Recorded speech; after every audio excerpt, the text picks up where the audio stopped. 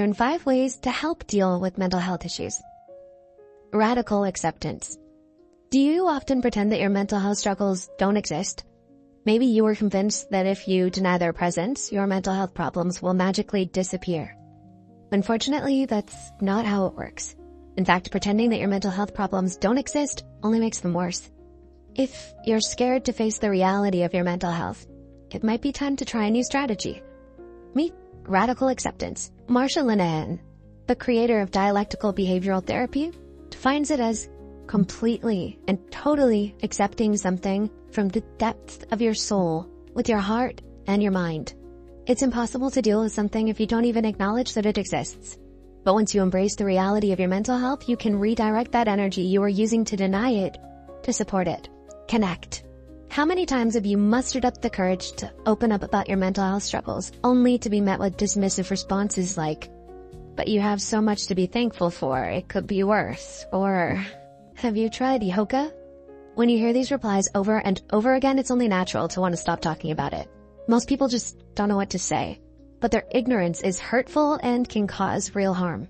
On the bright side, there are people who not only understand what living with mental health issues is like, but they've received training to learn how to help others.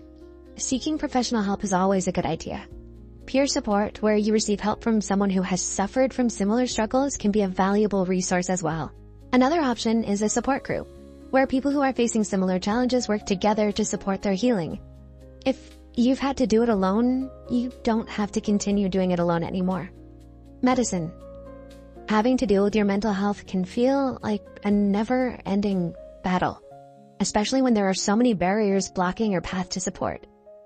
As actress Jennifer Lawrence says, "It's just so bizarre in this world. If you have asthma, you take asthma medicine. If you have diabetes, you take diabetes medicine. But as soon as you have to take medication for your mind, there's a stigma behind it. It's confusing why there's such a double standard." But as psychotherapist Dr. Daniel Amen explains, mental health is brain health, and there shouldn't be a stigma. So if your doctor prescribes you medicine, it would make perfect sense, as your brain might need it for support. You time. Does looking at your calendar overwhelm you? It can be so easy to prioritize anything but your mental health when you have many other commitments. When trying to juggle the endless tasks of life, it can feel impossible to take time out for yourself. But what if you put me time on your calendar and scheduled it, just like your dentist appointment? What if it held the same importance? It's all too common to tell yourself that you'll do the thing that makes you feel good later, but then later never comes. Not only that, but we're almost hardwired to feel guilty for taking a rest. When society tells you that rest and play are lazy, therapist Jan Segal says leisure time is a mental health necessity. Your calendar should hold time for your favorite things because it makes you feel good, and that's a good enough reason. Breath. What did the green grape say to the purple grape? Breathe. Sometimes you need a simple strategy, and mindful breathing can be just that. It's really cool how breathing has been shown to alter your brain.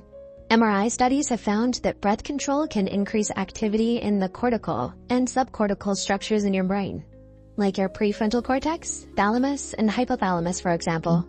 This brain activity can then increase comfort, relaxation, pleasantness, and reduce symptoms of anxiety, depression, anger, and confusion, according to frontiers in human neuroscience.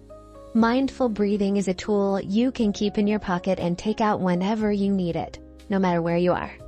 Let's give it a try, shall we? You can inhale through your nose for 3 seconds. Hold your breath for 2 seconds. 1, 2, and exhale through your mouth for 4 seconds. There you go. You got it. Will you try out some of these tips? If so, which ones? Do you have a mental health strategy that we missed? Let us know in the comments below. And as always, if you are struggling, please reach out to a mental health professional for support. Until next time, don't forget, you matter.